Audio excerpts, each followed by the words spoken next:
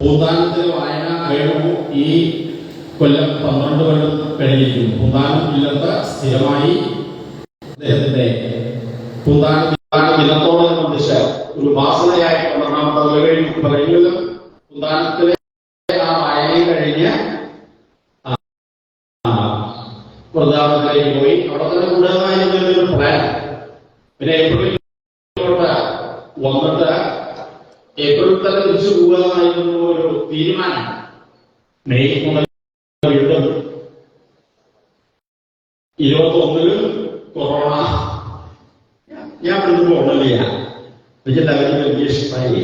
ഇവിടെ നിന്നിങ്ങനെ ആൾക്കാരുടെ കൂടെ കൂടിയിട്ട് അവരൊക്കെ ഇങ്ങനെ മുഖം വീർപ്പിച്ച് നടന്നത് കണ്ടിട്ടാണ് ആ മുഖം തന്നെ മൂടാതെ അവർക്ക് കൊറോണകൾ വന്നു.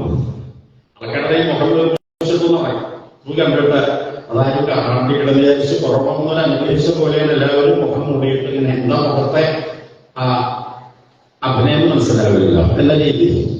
കൊറോണ കുറച്ചു കാലം കൂടി നിങ്ങളെ മുഖം മൂടിപ്പിച്ചുകൊണ്ട് നടക്കേണ്ടി വരും എന്ന രീതിയിൽ 21 അങ്ങനെ കൊറോണയായിട്ട് തന്നെ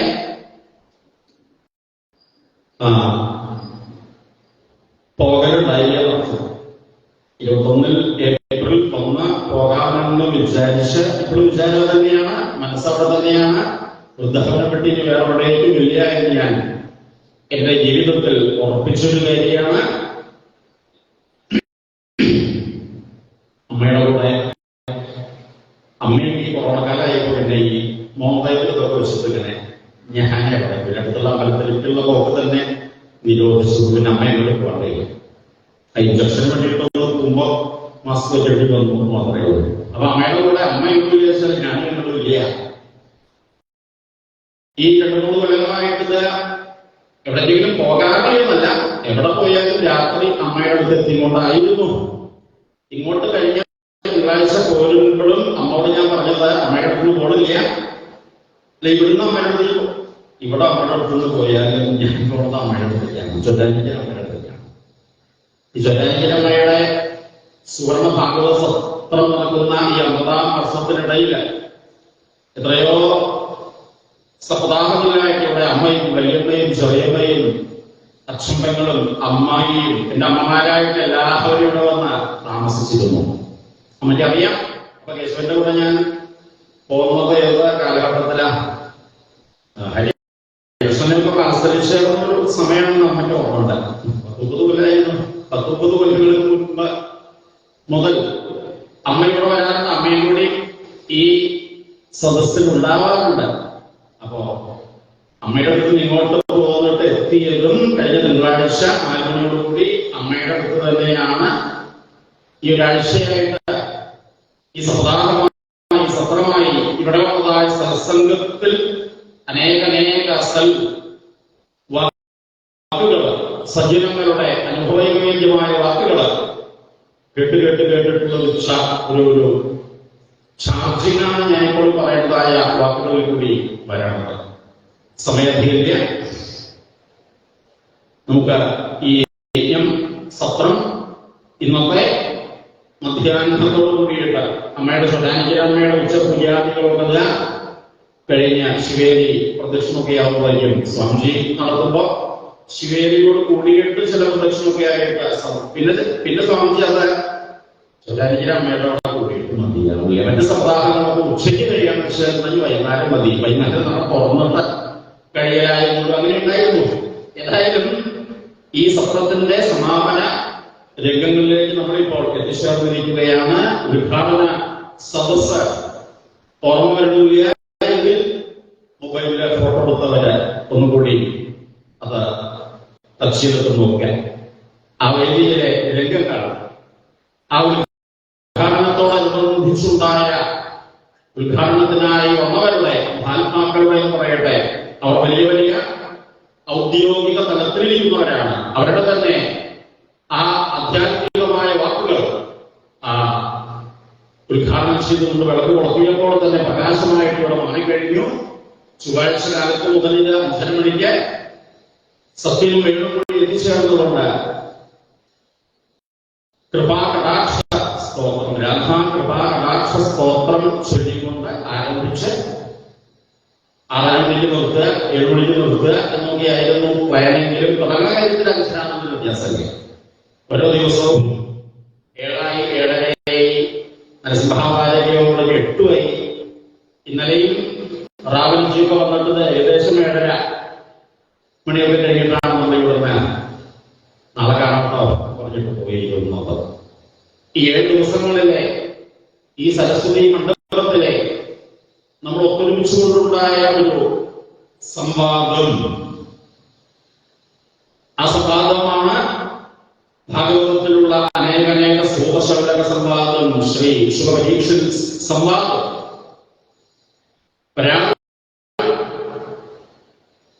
ഈശ്വരനെ കുറിച്ച് അയാളുടെ അറിവുകൾക്കനുസരിച്ച് സംശയം ചോദിക്കുന്നവരോട് ഉത്തരം പറയുന്ന രീതിയിലാണ് പുരാണാദികളെല്ലാം തന്നെ ഭഗവതത്തിൽ സ്തോത്ര ശൗനക സംവാദ രൂപത്തിലാണ്. ഈ ചോദ്യം ചോദിക്കുന്നവരായ നമ്മളാണ് ഇവിടെ ശിഷ്യന്മാരായിട്ട് മാറുന്നത്. അല്ലെങ്കിൽ ചോദ്യം ചോദിക്കാനായിട്ട് വരികയാണ് ഇഷ്ടം. നമ്മളിങ്ങനെ വലിയ വിവരമുള്ള ഒരാളെ പോലെ പിന്നെ ഗുരുനാഥനായിട്ട് പറയുന്നത് ദക്ഷിണേശ്വരാവാം എന്ന രീതിയിലൊക്കെ മോഹിക്കാറുണ്ടായില്ല.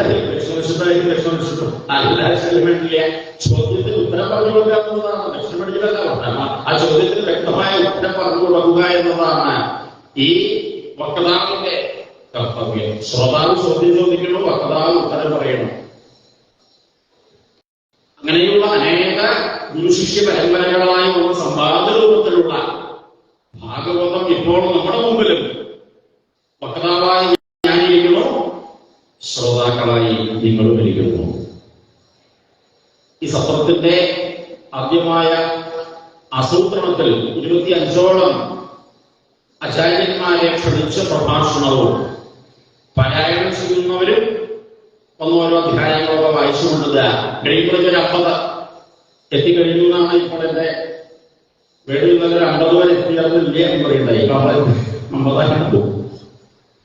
ലാസ്റ്റ് 2 സഖിമാരെ കൂടി വായിപ്പിച്ചു അവരെ വിളിച്ചിരുത്തി വായിപ്പിച്ചതെന്നാരും സംശയിക്കേണ്ട. ആദ്യം വായിച്ച ഉഷ മറ്റൊരു പരമ്പരയിൽ വന്ന ഭാഗവത ഉപാസകയാണ്. ഈ ഭാഗവതത്തിന്റെ ഗുരുശിഷ്യ പരമ്പരകൾ അനേകം ഭാഗവതത്തിൽ തന്നെ ഉള്ളതുപോലെ ഈ വന്ന 50 ആളുകളിൽ ഓരോരുത്തരും നല്ല ഗുരുനാഥനാകാൻ അത് വ്യത്യസ്തമാണ്. പല ഗുരുശിഷ്യ പരമ്പരകളായിട്ട് വന്നവരാണ് 50 പേര്. പക്ഷേ ഞാൻ വായിക്കുമ്പോൾ പറയാൻ കാരണം കേരളത്തിൽ ആഞ്ഞത്തിന്റെ വലിയ സുഹൃത്തായ ഗുരുവായൂരദാസ സ്വാമികൾ, ഇതുപോലെ തന്നെ തമിഴ്നാട്ടില് ഇവിടെ ആഞ്ഞമുള്ള പോലെയുള്ള ഒരു മഹാഭാഗവത ആചാര്യനും അനേക ശിഷ്യപ്രശിഷ്യ പരമ്പരകളുള്ളതായ കൃഷ്ണപ്രേമി എന്നാണ് അദ്ദേഹത്തിന്റെ പേര്. 86 സ്വാമിജിയോടെ ഞാൻ കൂടുന്ന കാലത്ത് തന്നെ കൃഷ്ണപ്രേമിയെ സ്വാമിജിയുടെ നാട്ടിലേക്ക് ഇറങ്ങുന്നപ്പോഴേക്ക് ക്ഷണിച്ച് അദ്ദേഹം ആ കൃഷ്ണപ്രേമി എന്ന മഹാത്മാവിനെ സ്വാമിജി പരിചയപ്പെടുത്തുമ്പോൾ മുതൽ അദ്ദേഹത്തിന് എനിക്കറിയാം. പിന്നീട് അദ്ദേഹത്തിന്റെ കൂടുതൽ വൈഭവങ്ങൾ അറിയാൻ തുടങ്ങിയത് മള്ളിപ്പുഴയുടെ 80ാം പിറന്നാള് സത്രമായി 18ാം സത്രമായി നടത്തുമ്പോൾ അവരുടെ പാരായണത്തിന്റെ ഉത്തരവാദിത്വങ്ങൾ ഒന്നിരിക്കായിരുന്നു. മറ്റൊന്ന് ഈ കൃഷ്ണപ്രേമിയുടെ ശിഷ്യ പരമ്പര നേരിട്ടുള്ള വാത്സല്യം കിട്ടിയാൾ തന്നെയാണ് ചന്ദ്രു എന്നെല്ലാവരും വാത്സല്യത്തോട് വിളിക്കുന്നതായ ബോംബെ ചന്ദ്രശേഖര ശർമ്മ. ആ പരമ്പരയിലാണ് ഉഷ ഭാഗവത ഉപദേശം മേടിച്ചത് എന്നതുകൊണ്ടാണ് അവരധ്യായം ഞാൻ വായിപ്പിച്ചത്. അടുത്ത സഖിയായ ജയശ്രീയെ കൊണ്ട് വായിപ്പിച്ചതും വൃന്ദാവനത്തിൽ വെച്ചായിരുന്നു ഞങ്ങളുടെ ആ പരിചയം. അവരും എത്തിച്ചേർന്നപ്പോൾ അവരും ഭാഗവത ഉപാസനയുമായി പഠിപ്പിച്ചുകൊണ്ടിരിക്കുന്നു. ജീവിതത്തിന്റെ ഉത്തരവാദിത്വങ്ങൾ നിറവേറ്റുന്നതോടൊപ്പം തന്നെ നമ്മളൊക്കെ അമ്പലത്തിലേക്ക് തൊഴാൻ വരണോ, അത് ജീവിത പ്രാരംഭങ്ങൾക്കിടയിലുള്ള വരവാണെങ്കിൽ അവിടുന്ന് കുറച്ച് കഴിഞ്ഞാലാണ് പ്രമോഷൻ കിട്ടുള്ളൂ. ഈ സരസ്വതി മണ്ഡപത്തിൽ നിന്ന് ഇരിക്കാറാവല, കിടക്കാറാവല, ശ്രദ്ധിക്കാറാവല, മനസ്സിലാവുന്ന കുറേശ എന്ന രീതിയിൽ വീണ്ടും വരാറാവല, അങ്ങനെ പടിപടിയായിട്ട് നമ്മളെ ഭഗവാൻ ഉയർത്തിക്കൊണ്ടുവരുള്ളൂ. അല്ലാതെ സാടി കയറിയാൽ ചിലപ്പോ കെട്ടിപ്പറഞ്ഞ് വീഴുമെന്ന് വരും. അത്തരത്തിൽ ഭഗവാൻ അങ്ങനെ ഓരോരുത്തരെയും ആ ക്ലാസ്സുകളിലേക്ക് ഉയർത്തിക്കൊണ്ടുവരൂ. അപ്പൊ അവര് ഭാഗവത ഉപാസനയോടൊപ്പം തന്നെ മറ്റുള്ളവർക്ക് കൂടി ഭാഗവത ക്ലാസ്സുകളൊക്കെ എടുക്കുന്നവരും കൂടിയാണ്.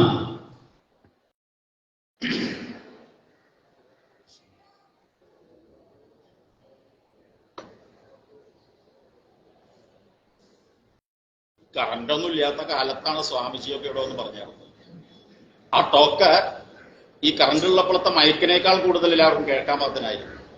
ഗുരുവായൂരപ്പദാസ സ്വാമികളുടെ ഒക്കെ ആ ഒരു ശബ്ദം ആവശ്യമായിട്ട് നമ്മുടെ ശബ്ദത്തിലത് വേണം. അന്ന് മയക്കില്ല, ഇത്തരം സംവിധാനങ്ങളില്ല, ടെക്നോളജി തരത്തിൽ ഡിജിറ്റലൈസേഷൻ ആയിട്ടില്ല.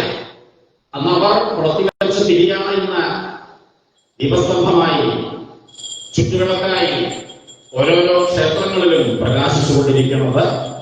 അപ്പോൾ ടെക്നോളജിയുടെ ഈ അത്യന്താധുനിക കമ്പ്യൂട്ടർ വൽക്കരണത്തോടൊപ്പം തന്നെ നമുക്കും മാറാം. ന്യൂ ജനറേഷനിലേക്ക് കടന്നു ചെല്ലാൻ ആ കുട്ടികളെ വാത്സല്യച്ചുകൊണ്ട് അവർക്ക് വേണ്ടിയ സൗഭാഗ്യത്തിനോടൊപ്പം തന്നെ നമുക്കും ജീവിത ആസ്വാദനവുമാവാം.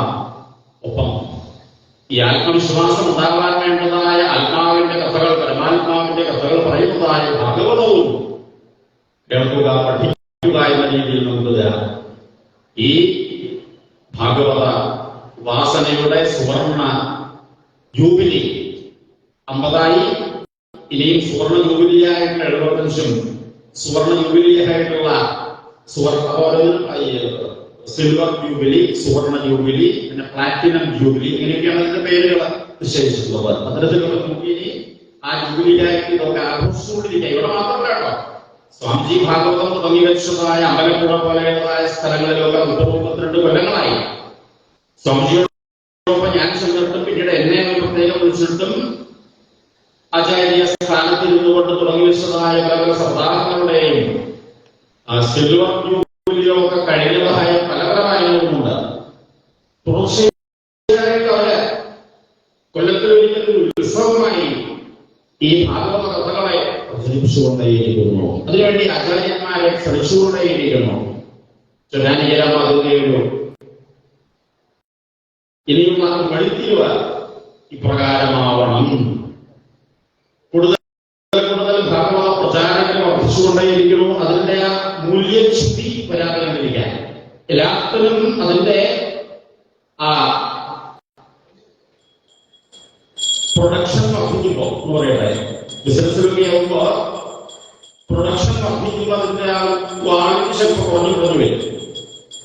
പ്രൊഡക്ഷൻ എത്രയെത്ര വർദ്ധിച്ചാലും വേണ്ടില്ല, ക്വാളിറ്റി കുറഞ്ഞു വരാത്ത രീതിയിൽ അതിനെ നിലനിർത്തേണ്ടത് ഈ ഭാഗവത രംഗത്ത് പത്തനത്തിലാവുക കൊണ്ട് സ്പഷ്ടമായി അക്ഷരങ്ങളെ ഉച്ചരിച്ചുകൊണ്ടുള്ള പാരായണമായിട്ട് പറയുന്ന കാര്യങ്ങളെല്ലാം ഭക്തി നിർഭരമാകുന്ന രീതിയിൽ പറയുന്നതായിട്ട് അങ്ങനെയുള്ള ഒരു ഭാഗവത സപ്താഹങ്ങൾ ഇനി ന്യൂ ജനറേഷൻ സ്വീകരിക്കണം എന്ന രീതിയിലുള്ള അമ്മയുടെ ഒരു ആസൂത്രണമായിരിക്കാം ഈ സുവർണ ഭാഗവത സത്രമായിട്ട് ഇത്രയും വിജയത്തിലേക്ക് ഇപ്പോൾ എത്തിച്ചു പോകുന്നത്.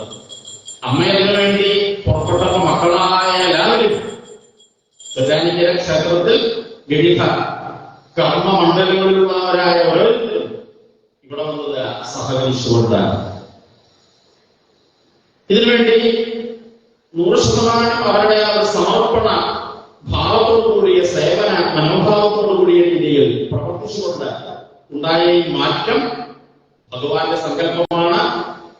ദേവസ്വം ബോർഡ് എന്ന രീതിയിൽ ചൊല്ലാനിക്കര അമ്പലത്തിൽ എന്ന പോലെ മറ്റു പല പല ക്ഷേത്രങ്ങളിൽ നടന്നു വരുന്നുണ്ട്.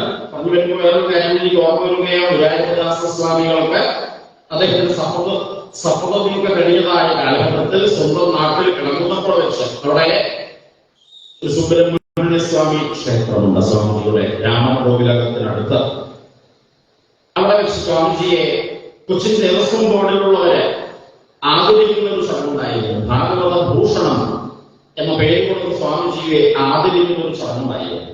ഒപ്പം ഞാനുണ്ടായിരുന്നു. അപ്പൊ അന്നത്തെ ആ ബോർഡിലുള്ളവരെ ദേവസ്വം പ്രസിഡന്റ് തുടങ്ങിയവരെ സ്വാമിജിയോടാന്ന് പറഞ്ഞൊരു കാര്യമുണ്ട്. സ്വാമിജി പല പല ക്ഷേത്രങ്ങളിലും പോയി സപ്താഹം നടത്തുന്നത് പോലെ ഈ കൊച്ചിൻ ദേവസ്വം ബോർഡിലുള്ള പ്രധാനപ്പെട്ട ചൊറ്റാനിക്കലയും നെല്ലുവായും തൃപ്രയാറും എന്ന് വേണ്ട എത്രയോ എണ്ണിയാൽ വിരലുകളിൽ ഒതുങ്ങാത്തത്ര പൂർണ്ണത്രയീശ ക്ഷേത്രങ്ങൾ തുടങ്ങിയതായ ക്ഷേത്രങ്ങളിലെല്ലാം കൊച്ചിൻ ദേവസ്വം ബോർഡിന്റെ ക്ഷേത്രങ്ങളിലെല്ലാം സപ്താഹം നമുക്ക് ആസൂത്രണം ചെയ്തുകൊണ്ട് അത് നടത്തുന്നതിന്റെ മുമ്പ് സ്വാമിജി വന്നിട്ടുണ്ട്. ആ പ്രാരബ്ധം വേണമെന്ന് നിലയ്ക്കല്ല, അത് സ്വാമിജിയുടെ ഒരു നേതൃത്വത്തിൽ നടത്തി കൊണ്ടുപോകണം എന്നൊരു വാർത്ത പറഞ്ഞിരുന്നു. സ്വാമിജിക്ക് ഇപ്പോൾ 104 വയസ്സായി. 70 വയസ്സ് കഴിഞ്ഞിട്ടാണ് ഒരു പദയുണ്ടായത്. 104-ാം സ്വാമിജിയുടെ പിറന്നാൾ ദിവസമായിരുന്നു മഹാത്മ്യം 15-ാം തീയതി. അപ്പോ മഹാത്മാക്കളായാലും മരിച്ചു പോലില്ല, അവര് അമൃതത്വത്തിൽ എത്തിച്ചേരുന്നവരാണ്. അതുകൊണ്ട് തന്നെ അവർ തിരിച്ചു വരണോ, അവരുടെ പ്രവർത്തനങ്ങൾ തുടർന്നുകൊണ്ടേയിരിക്കണോ. മഹാത്മജി വെടിയുണ്ട വന്നപ്പോൾ മനുഷ്യരിയെ ഇല്ല, ആ ശരീരത്തിൽ നിന്ന് വണ്ടിയിൽ മാതിരി ഇറങ്ങുകയുണ്ടായുള്ളൂ. ഇന്നും അദ്ദേഹം നമ്മുടെ കൂടെ ഓരോ നോട്ട് കയ്യിലെടുക്കുമ്പോഴും ചിരിച്ചുകൊണ്ട് ഞാൻ പുതിയ നോട്ടുകളായിട്ട് മാറിയപ്പോഴും മഹാത്മജി നമ്മുടെ കൂടെ അങ്ങനെ നോട്ട് കയ്യിലെടുത്ത അവരാണ് മഹാത്മജി ചിരിച്ചുകൊണ്ട് ഒപ്പം കോപ്പിക്കൊന്നുമില്ല കേട്ടോ. ഈ ഭാവത്തിലാണ് മഹാത്മാക്കൾ നമ്മുടെ ഓരോരുത്തരുടെയും നമുക്ക് അങ്ങോട്ട് കാണാൻ പറ്റുകയെങ്കിലും ഇങ്ങോട്ട് നമ്മളെ കണ്ടുകൊണ്ടും അനുഭവിച്ചുകൊണ്ടും ഇത്തരം സത്സംഗങ്ങൾ നടക്കുമ്പോൾ കൂടുതൽ അതിന് വേണ്ടതായ പ്രോത്സാഹനം തന്നുകൊണ്ടും ഒരു കടാക്ഷവുമായിട്ട് അവരൊപ്പമുണ്ട്. ഇവിടെ ഇതൊരു മാറ്റമാണ്.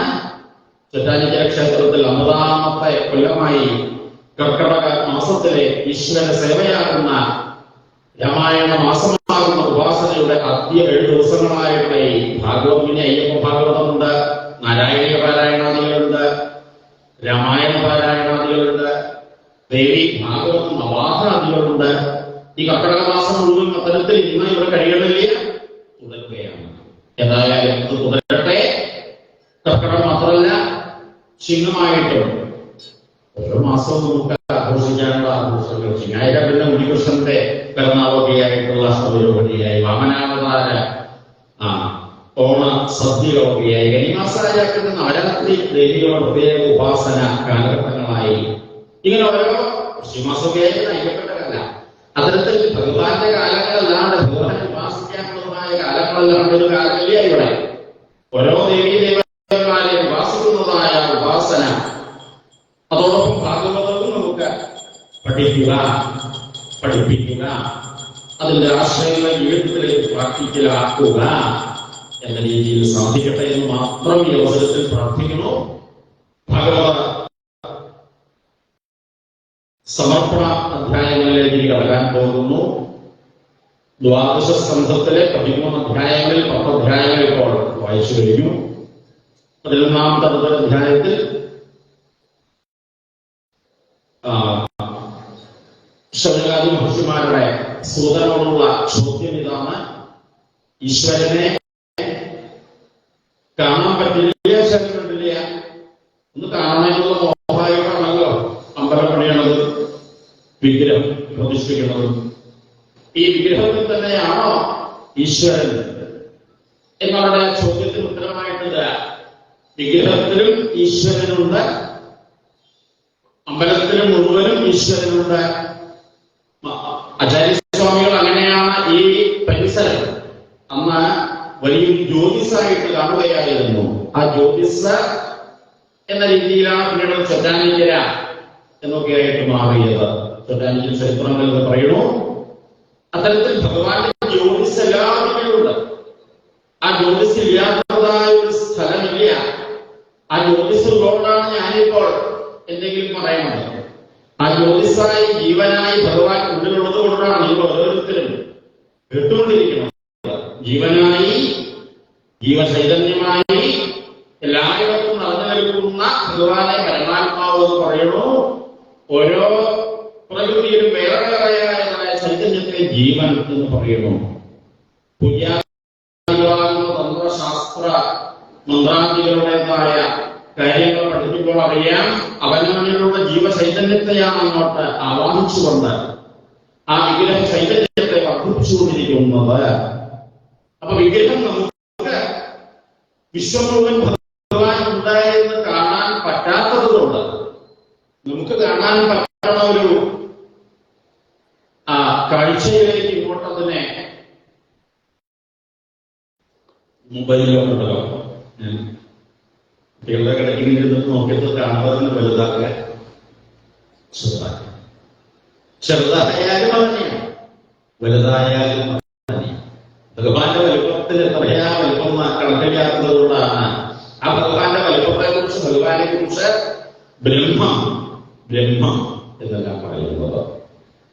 ആ ബ്രഹ്മത്തെ ബ്രഹ്മകലശാദികളാകുന്ന ചൈതന്യ അഭിഷേകാദികളിലൂടെയെല്ലാം വർദ്ധിപ്പിക്കുന്നു.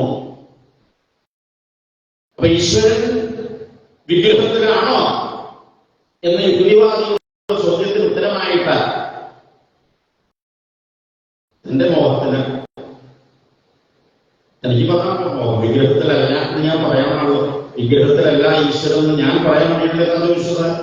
തന്റെ മോഹത്തിന് അങ്ങനെ പറയാം. വിഗ്രഹത്തിലൊന്നും അല്ല ഈശ്വരൻ, വിഗ്രഹത്തിലൊന്നും അല്ല ഈശ്വരൻ. എന്തിനാണ് വിഗ്രഹം?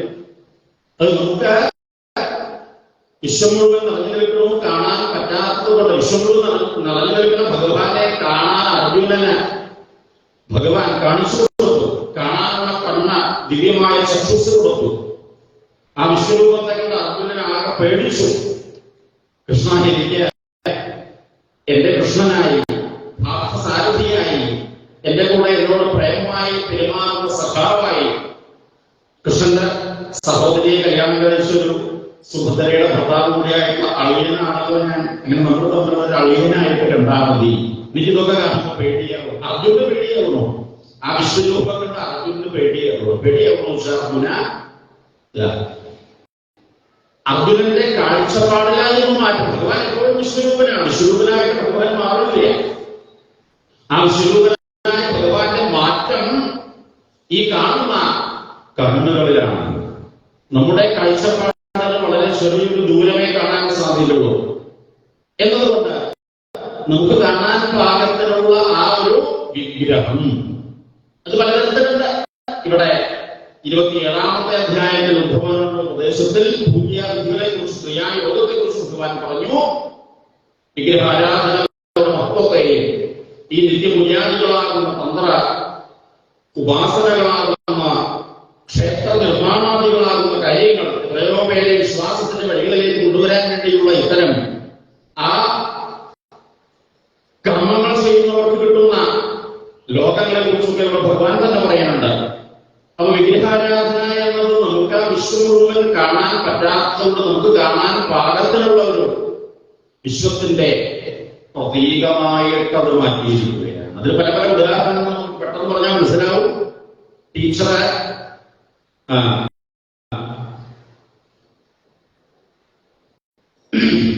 ഭൂമിശാസ്ത്രം പഠിപ്പിക്കുന്ന ടീച്ചറാണ്. ഭൂമിശാസ്ത്രം ക്ലാസ്സുകൾ ഓരോന്നായിട്ട് ടീച്ചർമാരും വേറെ വരുമ്പോൾ ഭൂമിശാസ്ത്രം പഠിപ്പിക്കാൻ വരുമ്പോൾ ടീച്ചറെ ഒരു പന്ത് കളിക്കാനാണ് കുട്ടികളോട് വിചാരിച്ചത്. പന്തല്ല, അതങ്ങനെ മേശപ്പുറത്ത് വെച്ച് കുട്ടികളോട് പറഞ്ഞു, ഭൂമിയെ കണ്ടില്ലേ?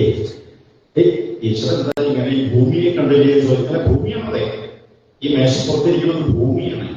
കറങ്ങുന്നതില്ലേ? അച്യുതമില്ല. എല്ലാവരും ടീച്ചറോട് ഞാൻ ഭൂമി കണ്ടു. ടീച്ചറെ വെറുതെ കളിയാക്കണ്ടോ? ഇത് ഭൂമിയാണോ? ഒരു വെറും ഗോപമല്ലേ? അത് ഉണ്ടാക്കിയതല്ലേ? അതിന് ചിത്രങ്ങൾ വരച്ചതല്ലേ എന്ന് കുട്ടി ചോദിക്കുമ്പോ ടീച്ചർക്ക് ഒന്നേ മറുപടി പറയാൻ സാധിക്കുള്ളൂ. മോനെ, ഇത് ഭൂമിയല്ല. ഭൂമിയെ കുട്ടി മെച്ചപ്പെട്ടു കൊണ്ടുവന്നു ഞാൻ പോയിട്ടു. അതുകൊണ്ട് ആ ഭൂമിയെ നിങ്ങൾക്ക് കാണിച്ചു തരാൻ വേണ്ടിയിട്ടുള്ളൊരു ടെക്നോളജി, അതാണ് ഈ ഭൂഗോളം. വേറൊരു ഉദാഹരണം ഞാൻ പറയാറുണ്ടെങ്കിൽ കുട്ടികളധികം ഇവിടെ ടീനേജുകാരെ അധികം ഇവിടെ അവർക്ക് വേണ്ടി ഞാൻ പറയാറുണ്ട്. അതുകൊണ്ട് പറയാൻ തമാശകളുണ്ട്. ക്ലാസ്സിൽ ഇങ്ങനെ വലിയ രോഗിയായിട്ട് കഴിയുന്നവരാണ്. പിന്നെ ക്ലാസ്സൊക്കെ വിട്ടിട്ടുള്ള ബസ്സിലൊക്കെ പോകണ യാത്രാ ചെയ്തിട്ടില്ലേ മറ്റാൾക്കവിടെ കണ്ണം ഇയാൾക്ക് കുറച്ചുകൂടി പോയിട്ട് ഇറങ്ങാൻ പറ്റുള്ളൂ. അപ്പൊ രാത്രിയൊക്കെ പറഞ്ഞിട്ട് പിന്നെ ഈ കൂടെയുള്ള ഗേൾഫ്രണ്ട് പോയപ്പോ വലിയ വിഷമായി. ഗേൾഫ്രണ്ട് പോയിട്ട് വലിയ വിഷമായിട്ട് പിന്നെ ബസ്സിൽ നിന്നിട്ട് ഇങ്ങനെ നോക്കിയ ഗേൾഫ്രണ്ട് ആണെച്ചാൽ ബോയ്ഫ്രണ്ടിന്റെ ഫോട്ടോ, ബോയ്ഫ്രണ്ട് ആണെച്ചാൽ അങ്ങോട്ട് പോക്കറ്റിലൊരു ഫോട്ടോ കൂടി ഉണ്ടായി. അങ്ങനെ നോക്കുന്ന ഒരാളോട് ഞാൻ അടുത്തിരിക്കാൻ വിചാരിക്കാൻ നിങ്ങൾ അടുത്തിരിക്കാൻ ഫോട്ടോ അങ്ങനെ ഇടയ്ക്കിടയ്ക്ക് ഇതുവരെയാണോ? അല്ല, ചൊല്ലാനിരിക്കാണോ? അതല്ല, അത് ഫോട്ടോ അല്ല, ഇതെന്റെ ഗേൾഫ്രണ്ടാണ്. നിങ്ങൾ ക്ലാസ്സിൽ പഠിക്കുമ്പോൾ അങ്ങനെ അടുത്ത് ഇങ്ങനെ തൊട്ടുകൊണ്ടിയാണ് എനിക്കാണ്. അപ്പൊ ഇതൊരു കടലാസല്ലോ, എന്റെ ഗേൾഫ്രണ്ട് ഈ ചിത്രമാണോ? അല്ല, ഛായ. ഇത്തരത്തിൽ ഭഗവാന്റെ ഛായ പഠിച്ചുകൊണ്ട്, ഭഗവാനെ ആവാഹിക്കാൻ പത്മമിട്ടുകൊണ്ട്, ഭഗവാനെ ആവാഹിക്കാൻ വിളക്കുറിച്ചുകൊണ്ട്, ഭഗവാനെ കൊണ്ടു നടക്കുന്ന വിഗ്രഹങ്ങളായുകൊണ്ട്, സ്ഥിരമായിട്ടുള്ള ചൊല്ലാനിര പോലെയുള്ളതായ പ്രതിഷ്ഠകളായുകൊണ്ട്, ഇങ്ങനെ 8 തരത്തിൽ വിഗ്രഹാരാധനകളെ ഭഗവാനോട് പറയുന്നു. അതിലൊന്നാണ് ഈ ഫോട്ടോ എടുക്കല്, നോക്കല്. ഈ ഫോട്ടോ എടുക്കലും നോക്കലും ഗേൾഫ്രണ്ട് ബോയ്ഫ്രണ്ടായിട്ട് നോട്ടം പോലെയാണ് ഭഗവാന്റെ ചിത്രമാകുമ്പോൾ, ഭഗവാനോടുള്ള പ്രേമമാകുമ്പോൾ. ഗുരുവായൂരപ്പന്റെ ഫോട്ടോ പിന്നെ കണ്ടിരിക്കാനില്ല. ഇല്ല, നമ്മുടെ പൂജ മുറിയിലൊക്കെ കുറെ ഫോട്ടോ നൽകില്ല. എവിടുന്നെങ്കിലും ഞാൻ ചേച്ചി പ്രസാദം കൊണ്ടുപോയി അവരുടെ അമ്മ അങ്ങനെ പ്രസാദം വിളക്കുകൊടുക്കുന്ന ദേവാലയത്തിന്റെ ഇവരെയൊക്കെ വേറെ ആരെങ്കിലും ഒരു ഫോട്ടോ എടുത്തതിന് അമ്മ അറിയും. അനിയൻ എന്തിനാ അമ്മ ഇങ്ങനെ ഒരു വിഗ്രഹം പോലെ അനിയൻ ചിലപ്പോൾ ചോദിക്കും. പക്ഷെ അമ്മയ്ക്കൊക്കെ കണ്ടാലും സമാധാനമോ. അങ്ങനെ ഭഗവാനെ എവിടെയും കാണുന്ന കാഴ്ചപ്പാടിലേക്ക് ചേരാൻ വേണ്ടിയാണ് ഈ വിഗ്രഹാരാധന. ഭഗവാനെ അല്ലാതെ മറ്റൊന്നും കാണാത്തൊരവസ്ഥ എത്തിച്ചേരുന്നതാണ് സവൈ ഭാഗവതോത്തമ, ഭാഗവതോത്തമൻ എന്നുള്ള ആ അവസ്ഥ. ഭക്തിയെ പല പല ക്ലാസുകളായിട്ടിവിടെ ഭാഗവതത്തിൽ പറയുന്ന കൂട്ടത്തിൽ പ്രാകൃത ഭക്തിയാണ് ഈ വിഗ്രഹാരാധനകൾ. അത് ഭക്തിയുടെ ഒരു നഴ്സറി ക്ലാസുകളിലേക്ക് എല്ലാവരും കടന്നു വരട്ടെ എന്ന ഉദ്ദേശത്തോടു കൂടിയിട്ടാണ് പ്രാകൃത ഭക്തിയിൽ കൊള്ളരുതാത്ത ഭക്തൻ എന്നല്ല. ഭക്തിയുടെ കൂട്ടിലേക്ക് ഒരാൾ കാര്യമെന്ന് വെച്ചാൽ കൊള്ളരുതാത്ത ഭക്തനെ നമ്മൾ തന്നെ പറയുമെങ്കിലും ഭഗവാൻ പറയില്ല. ഭക്തിയുടെ ആ ട്രാക്കിലേക്ക് ഇങ്ങോട്ട് കയറിയാൽ പിന്നെ പടിപടിയായി ഭഗവാനടുത്ത് എത്തിച്ചേർന്നുള്ളൂ. അപ്പൊ ആ ട്രാക്കിലേക്ക് കയറുന്നതിന്റെ ആദ്യപടിയാണ് വിഗ്രഹാരാധന ആകുന്ന ഈ വിശ്വാസാദ്യകൾ. ആ ഉപാസനയുടെ ഒരു 50% മാർക്കില്ലാത്ത അവസ്ഥയാണ് പ്രേമ മൈത്രി കൃപോപേക്ഷായ കരോതി സ മധ്യമഃ ഈശ്വരേ തദധീനേഷു ബാനിഷേഷു ദ്വിഷൽസു ച പ്രേമ മൈത്രി കൃപോപേക്ഷായ കരോതി സ മധ്യമഃ. മധ്യമഭക്തനാരാണ്? ഈശ്വരനോട് പ്രേമം. അമ്പലത്തിൽ തൊഴാൻ വരുന്നവരായ എല്ലാവരോടും യോഗ്യം പറഞ്ഞിട്ട് അമ്പലത്തിൽ തൊഴാൻ എല്ലാവരും അങ്ങനെ തന്നെയാണ് കേട്ടോ. കുടുംബകാര്യങ്ങളൊക്കെ ആയിട്ടുള്ള ചർച്ച പേപ്പർ വായിക്കുന്നതിന് മുമ്പ് അവിടെ ഒന്നിട്ടതിന്റെ ഫ്ലാഷ് ന്യൂസ് ഉണ്ടായിക്കോട്ടെ. ആ ഒരു മൈത്രി ഭാവം തൊഴാൻ വരുന്നവരായ എല്ലാവരും തമ്മിൽ കുറെ വർത്തമാനങ്ങളൊക്കെ പറഞ്ഞു കൊടുക്കുന്നതായ ഒരു രസമുണ്ടല്ലോ. കുടുംബത്തേക്ക് എത്തിയാൽ പ്രാരംഭാലോചിച്ചിട്ട് പിന്നെ വർത്തമാനം കഴിയുമ്പോൾ എത്ര താമസമാകും. അമ്പലത്തിൽ തൊഴാൻ പോകുന്നവരെ ശ്രദ്ധിച്ചിട്ട് പറയുന്ന കാര്യമാണ് ഞാനില്ല. ആ പറയുന്നത് ഭഗവാനെ കുറിച്ചാകണം. ആ പ്രേമത്തിലേക്ക് എത്താനുള്ള മൈത്രിയാകണം. പ്രേമ മൈത്രി ഒപ്പം തന്നെ കൃപ. പാപങ്ങളെ കാണുമ്പോൾ രാഘവജിയോട് പറഞ്ഞില്ലേ, താൻ മുമ്പിൽ പറഞ്ഞിട്ട് ചാടി കയറാതെ താൻ പിൻപിൽ എന്ന രീതിയിലുള്ളതായ ഭാവം. പാപങ്ങളുടെ നേരെയുള്ളതായ കൃപാലു, കൃപാ സാഗരം എന്നൊക്കെയാണ് കൃഷ്ണന്റെ ചില പേരുകൾ. അത് ഉദാഹരണത്തിൽ ഉദയായപ്പോൾ തന്നെ ഭഗവാന്റെ ആ ഒരു പാവങ്ങളെ കണ്ടാൽ അറിയുന്ന മനസ്സായിരുന്നു. അത്തരത്തിലായിരിക്കണം ഭഗവതൻ. പ്രേമ മൈത്രി കൃപ ഉപേക്ഷ. ഉപേക്ഷ കാറ്റഗറി എതിരുണ്ട്. ചില ആൾക്കാരിൽ നമ്മുടെ മുമ്പിൽ വലിയ വിവരമുള്ളവരെ പോലെ സംസാരിച്ചുകൊണ്ട് നമ്മളോട് സംശയങ്ങളോട് ചോദിക്കുമ്പോ അതൊക്കെ നേരെ പോകാണ്ടിരിക്കാൻ വേണ്ടി അതെ അതൊക്കെ കാര്യം കഴിയുകയോ എന്ന് വേഗം ഒഴിവായി വെച്ചാൽ അത് വലിയ പ്രശ്നമാണ്. ആ ഉപേക്ഷകരെ നമുക്ക് പെട്ടെന്ന് മനസ്സിലാവില്ല. ഇവിടെ ഉപേക്ഷ എന്നുകൂടി ഭഗവാൻ പറയണം. പ്രേമമൈത്രീകൃതോപേക്ഷായ മധ്യമവർത്തനാവസ്ഥയാണ് കേട്ടോ. 50% ഭക്തി മാർക്ക് കിട്ടിയവരുടെ കാര്യമാണിത്. 100%എല്ലാം A+ ആയവരുടെ കാര്യം പറയണു.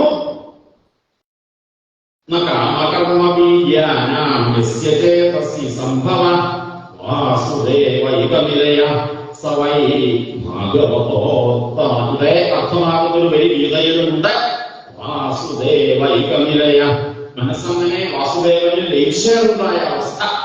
അവിടെയാണ് ഉത്തമ ഭക്തനാവുന്നത്. ഉത്തമ ഭക്തനായാൽ പിന്നെ അയാൾക്ക് പ്രേമമല്ലാതെ പ്രേമത്തിന് വിപരീതമാണ് പേടി. ഭാഗവതം കേട്ട് 7-ാം ദിവസം ശ്രോതാവായ പരീക്ഷിത അവസ്ഥയിൽ എത്തിച്ചേർന്നു. ഉത്തമ ഭക്തിയിൽ എത്തിച്ചേർന്നു. ശുഗമഹർഷി പരീക്ഷിതനോട് ഇനി അങ്ങക്ക് പേടിയുണ്ടോ, എന്തെങ്കിലും സംശയങ്ങളുണ്ടോ എന്നുള്ള ചോദ്യത്തിന് ഉത്തരമായി ബ്രഹ്മോപദേശം കേട്ട അവസരത്തിൽ പരീക്ഷ മഹാരാജാവ് പറയണു, വാസുദേവ അനുചിന്തയ, എന്റെ ചിന്തകളെല്ലാം വാസുദേവമയമായതുകൊണ്ട് എനിക്കിപ്പോൾ പേടിയില്ല. അക്ഷരങ്ങളോട്ടെ കടിച്ചോട്ടെ, അദ്ദേഹത്തെ ശരീരത്തിലേക്ക് കഴിക്കാൻ പറ്റുള്ളൂ, എന്റെ ആത്മാവിനെ തൊടാൻ ഒരു പക്ഷവും സാധിക്കുകയില്ലല്ലോ എന്നിങ്ങനെ ആ പരീക്ഷിക്കുന്ന വ്യക്തിത്വം വിശ്വഭാവത്തിലേക്ക് വിലയം പ്രാപിച്ചു. വിശ്വഭാവത്തിലേക്ക് വിലയം പ്രാപിച്ചാൽ പിന്നെ ഈ വ്യക്തി എന്ന ഇടുങ്ങിയ ജീവാത്മാവായിട്ട് തിരിച്ചു വരേണ്ടി വരില്ല.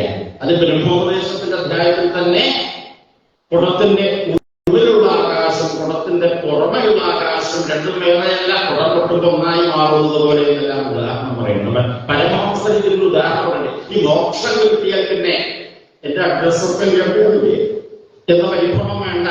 അതിന് അദ്ദേഹം പറയുന്ന ഉദാഹരണത്തിന് ഉപ്പുപാവയെ, ഉപ്പ് കൊണ്ടുണ്ടാക്കിയ ഒരു പാവയെ സമുദ്രത്തിന്റെ തിരമാലകൾക്കിടയിൽ കൂടി ചെന്ന് ആ സമുദ്രത്തിലേക്ക് ആ ഉപ്പുപാവയെ അങ്ങോട്ട് ഈ സമുദ്രത്തിലേക്ക് പോകട്ടോ. കുറച്ചു കാലമായില്ലേ പാവ കുട്ടിയായി തന്നെ ഞാനിങ്ങനെ വാത്സരിച്ചുകൊണ്ടിരിക്കുന്നു, നീ സമുദ്രത്തിലേക്ക് പോയിക്കോളൂ കേട്ടോ എന്ന് പറഞ്ഞാൽ ഉപ്പുപാവയെ സമുദ്രത്തിലേക്ക് അങ്ങോട്ട് ഇട്ടുകഴിഞ്ഞാൽ പിന്നെ ഉപ്പുപാവ എന്നത് ചെയ്യാണ്ടായിരുന്നു, പിന്നെ സമുദ്രം മാത്രമായിട്ട് മാറുന്നു.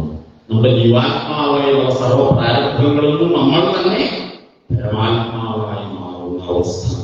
അവിടെ എത്തിച്ചേരാൻ വേണ്ടി നിൽക്കുക ശ്രമങ്ങൾ തുടങ്ങാം.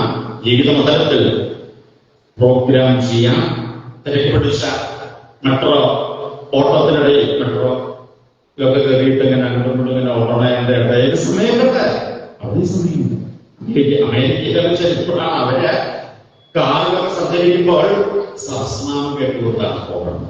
അവരുടെ തിരക്ക് പിടിച്ച ഓട്ടത്തിനിടയിൽ അവര് ആത്മീയതയെ പ്രാക്ടിക്കലാക്കിക്കൊണ്ടേയിരിക്കുന്നു.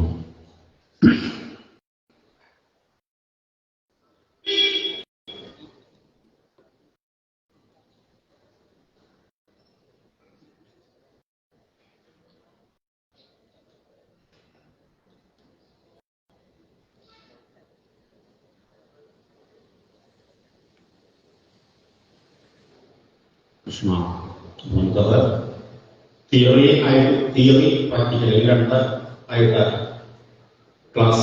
ക്ലാസ്സുകളിൽ തിയറി ആയിരുന്നത് പ്രാക്ടിക്കലായിട്ടുള്ളത്. നമുക്കിവിടെ തിയറി ആയിട്ടുള്ള 7 ദിവസമായിട്ടുള്ള പറയുന്ന ആൾക്കാർ ഇത് പ്രാക്ടിക്കലാക്കേണ്ടത് ഈ സപ്താഹം കഴിഞ്ഞാൽ പോയാലല്ല, ഇവിടെ തന്നെ അത് പ്രാക്ടിക്കലാക്കാം. 51 വാച്ചില് മൊബൈലാണ് ഇനി 11-ാമത്തെ അധ്യായം വായിക്കേണ്ടതുണ്ട്. 12-ാമത്തെ അധ്യായം വായിച്ച് ശരാനികരമയൊക്കെ പ്രദക്ഷിണം വെച്ച് വന്ന ഇതിന്റെ സമാപന രംഗം അമ്മയുടെ മുമ്പിൽ 50-ാമത്തെ ഈ സുവർണ ഉപാസന സമർപ്പിക്കുക.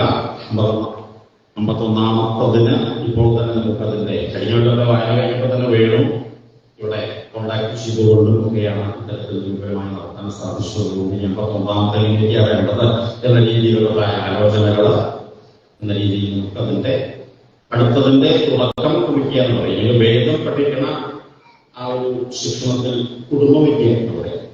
കുടുംബവിദ്യ എന്ന് പറയുന്നതിന്റെ അർത്ഥം എന്താണെന്ന് ചോദിച്ചാൽ, ഒരു വരി ചൊല്ലിയിട്ടതിന്റെ ഉരുവിടലൊക്കെ കഴിഞ്ഞാൽ അടുത്തതിന്റെ ഒരു ആദ്യത്തെ ഒന്ന് ചൊല്ലനാണ് ഈ കുടുംബവിദ്യ. അപ്പൊ എന്ന മാതിരി ഈ സപ്താഹം കഴിയുമ്പോൾ അടുത്ത സപ്താഹം തുടക്കം കുറിച്ചുകൊണ്ടുള്ള കൃഷ്ണാവതാര പാരായണം കൂടിയുണ്ട്.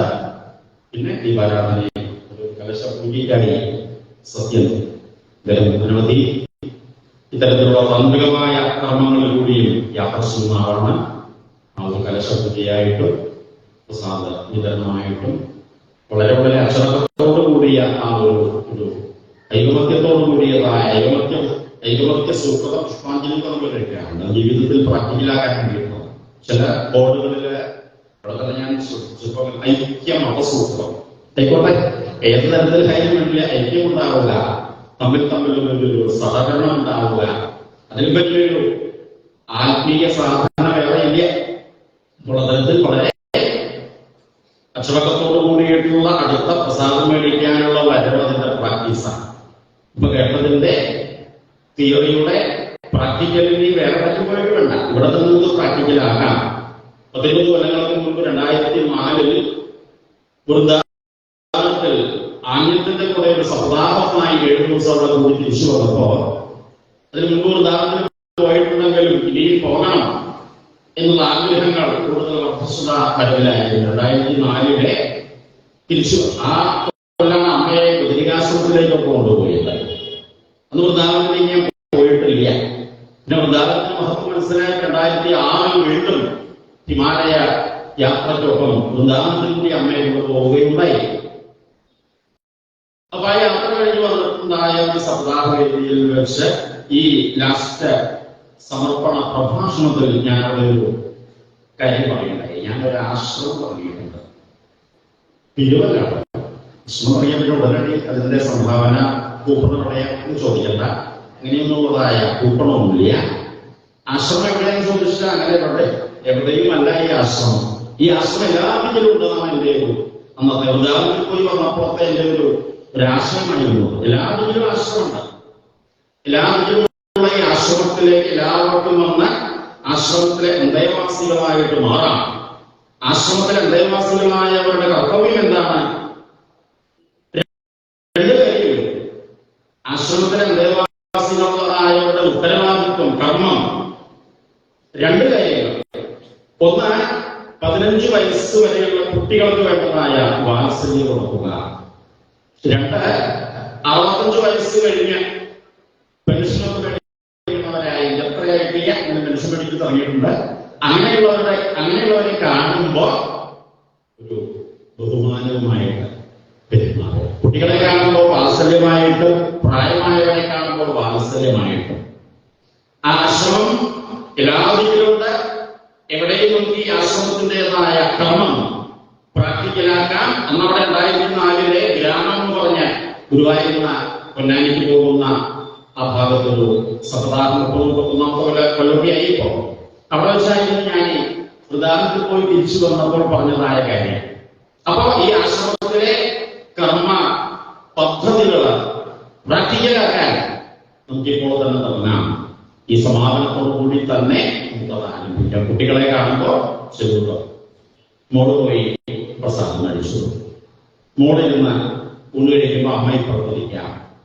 അത് പിന്നെ നമ്മളെ കുട്ടികളുടെ കാര്യത്തിൽ ശ്രദ്ധിക്കണം. അമ്മമാരായിട്ടും അമ്മയോടൊപ്പം തന്നെ കുട്ടി ഉണ്ടായിട്ടുണ്ടാവാം. പക്ഷെ അടുത്ത കാര്യത്തിലാണ് പ്രായമായവരെ കാണുമ്പോൾ അവരുടെ നേരെ ഒന്നും തന്നതായിട്ട് മുൻപോട്ട് കടക്കുക എന്നതിന് പകരം അവരെ കൈപിടിച്ചുകൊണ്ട് അവർക്ക് വേണ്ടതായ സംരക്ഷണവും അവർക്ക് വേണ്ടതായ ഒരു വാത്സല്യമല്ലാണ് അവരോട് ചെയ്യുന്ന നമ്മുടെ ആ ഒരു പെരുമാറ്റം, അവരെ നമ്മൾ അത്തരത്തിൽ പ്രായമായവരുടെ നേരെ സന്തോഷമാവാൻ വേണ്ടിയുള്ളതായ ആ ഒരു സേവനം, ഹെൽപ്പ് ചെയ്യൽ അനുഗ്രഹമാണ്. അത്തരത്തിൽ നമുക്ക് ഈ സമാപനത്തോടു കൂടി തന്നെ ഇതിവിടെ പ്രാക്ടിക്കലാക്കണം എന്നുള്ളതാണ് ഞാനിപ്പോൾ പറഞ്ഞതിന്റെ താല്പര്യം. പിന്നെ അവിടേക്ക് അന്നദാനശാലയിൽ ചെല്ലുമ്പോൾ എത്ര നമ്മളൊക്കെ മനുഷ്യർന്നോ അങ്ങനെ സമയത്ത് അവർ ചെയ്യുന്ന കർമ്മങ്ങൾ നമ്മളെല്ലാവരും ഉള്ളിൽ കുറുക്ക വലിച്ച് ആദ്യം ഓർമ്മ കഴിയാത്തതായ പ്രവർത്തികൾ ചെയ്യുന്ന അവരുടെ സേവനങ്ങൾ. അതുകൊണ്ട് അവിടെയെല്ലാം നമ്മൾ അത്തരത്തിലൊരു ഞാൻ മുമ്പേ എന്നതാണ് നമ്മുടെ സ്വഭാവം. ഈ പുരുഷാർത്ഥ കൂടിയാട്ടത്തിൽ ഒരു രസകരമായ രംഗമുണ്ട്. ഞാൻ മുമ്പേ എന്നുള്ളത് പറയുന്നതായ വാദം ഒരാൾ വന്ന തീർത്തപ്പോ താനിങ്ങനെ ഞാൻ മുമ്പേ എന്ന് പറഞ്ഞിട്ട് ഇങ്ങനെ ബഹളം വയ്ക്കാത്തതിരിക്കുക. ഏകദേശം അവരുടെ ബഹളം തൽക്കാലം ഇയാളുടെ ചില പൊട്ടിക്കൈയായിട്ടുള്ള വാക്കുകളെ കൊണ്ട് അവർ ഞാൻ മുമ്പേ എന്നുള്ളത് തൽക്കാലം അവസാനിച്ചു. അവർക്ക് പിന്നെന്താ ഞാൻ പിൻപ് അത്തരത്തിൽ മത്സരം ചെയ്യാതെ ഉണ്ടായിത്തീർന്നതുകൊണ്ട് മുമ്പിൽ മറ്റുള്ളവരെ നടക്കുമോ എന്ന രീതിയിൽ ആ ഒരു യാത്ര ജീവിതത്തിലെ എല്ലാ സാഹചര്യങ്ങളിലും ആവശ്യമാണ്. അതാ ജീവിതത്തിന്റെ വിജയത്തിന് പ്രധാനമായിട്ട് വേണ്ടത്. ഇവിടെ നിന്ന് തന്നെ നമുക്ക് പ്രാക്ടിക്കലാക്കാൻ വേണ്ടിയിട്ട് ശ്രമിക്കാൻ ശക്തി തരണേ പരാശക്തിയായ ജഗദംബികയായ ആചാര്യസ്വാമികൾ ആരാധിച്ച ഭുവനൈക സുന്ദരിയായ സൗന്ദര്യ ലഹരി എന്നൊക്കെ അദ്ദേഹം സ്തുതിച്ചതായ ആ സൗന്ദര്യ ലഹരിയുടെ മലയാളത്തിൽ പെട്ടെന്ന് മനസ്സിലാവാവുന്നതായ രീതിയിലുള്ള കവിതയുടെ ഗുരുവായൂരപ്പൻ തന്നെ വന്നതുപോലെ ശ്രീഹരി എന്നിവർ നമുക്ക് തരുകയുണ്ടായി. അത്തരത്തിൽ നമുക്ക് പരാശക്തിയുടെ ചോറ്റാനിലമ്മയുടെ ഗുരുനാഥനായ ഗുരുവായൂരപ്പദാസ സ്വാമികളോടൊപ്പം ഉണ്ടായിരുന്ന അനേക ഗുരുനാഥന്മാരുടെ ഗുരുപരമ്പരകളുടെ അനുഗ്രഹത്തിന് വേണ്ടി പ്രാർത്ഥിച്ചുകൊണ്ട് തന്നെ 12-ാമത്തെ അധ്യായ പാരായണവും 11-ാമത്തെ അധ്യായം പാരായണം ചെയ്യലും 12-ാം അധ്യായം സംഗ്രഹാധ്യായം പാരായണം ചെയ്യലും ഒരു മംഗളാധ്യായത്തോടുകൂടിയതായ സമർപ്പണവുമാണ്.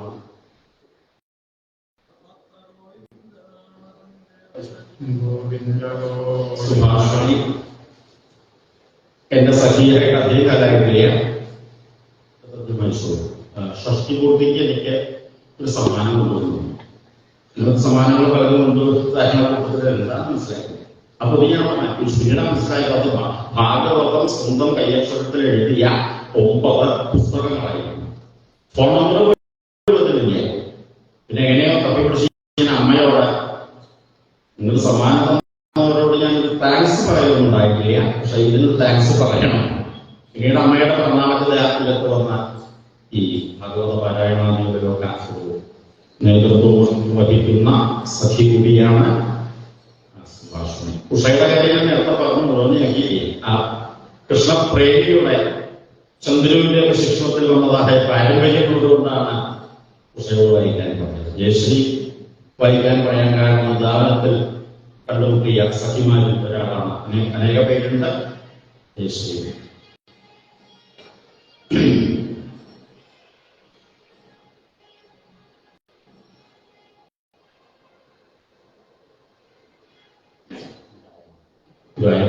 സ്വാമികളുടെ കൂടെ എത്രയോ പേര് അദ്ദേഹത്തിന്റെ ദാസോഹം എന്ന ഭാവത്തിലേക്ക് ലയിച്ചുകൊണ്ടുവരാൻ നമ്മളെ അനുഭവിച്ചുകൊണ്ടിരിക്കുന്നു. അത്തരത്തിൽ എല്ലാവരും ഗുരുവായൂരപ്പനിടത്തേക്ക് ഗുരുവായൂരപ്പദാസന്മാരായി ദാസോഹം എന്ന ഭാവത്തിൽ അഹം തീർന്ന് ഞാനെന്നോ എന്റെയെന്നോ ഈ ശരീരത്തിനുള്ളതായ കണക്ഷൻ വിട്ട് എത്തിച്ചേരട്ടെ എന്നുള്ളൊരു പ്രാർത്ഥന മാത്രം ഈ സമയത്ത് പ്രാർത്ഥിച്ചുകൊണ്ടിരിക്കുക. 11-ാം അധ്യായം വിഗ്രഹാരാധനയുടെ തത്വങ്ങളെയും സൂര്യനെന്ന നമ്മളെല്ലാം പ്രകാശിപ്പിച്ച ചൈതന്യം തന്നുകൊണ്ടിരിക്കുന്ന ആ സൂര്യന്റെ 12 ആദിത്യന്മാരായിട്ടുള്ളതായ ആ സഞ്ചാരാദികളെയും അധ്യായത്തിൽ വന്നിരുന്നു. ഗോവിന്ദ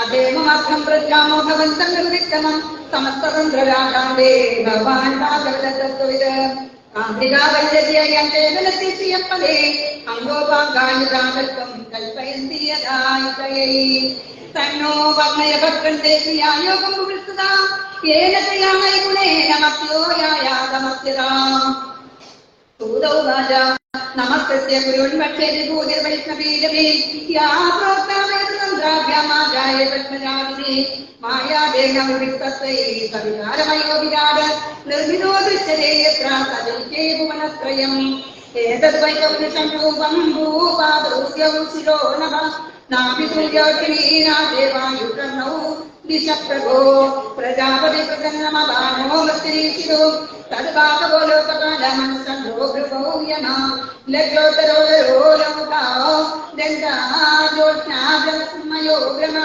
रोमाणि भूतुनाभूनो मेघापुरुषमुद्धजा यादानयन् वै पुरुषो यावत्या संस्थया विदा सादानसामवि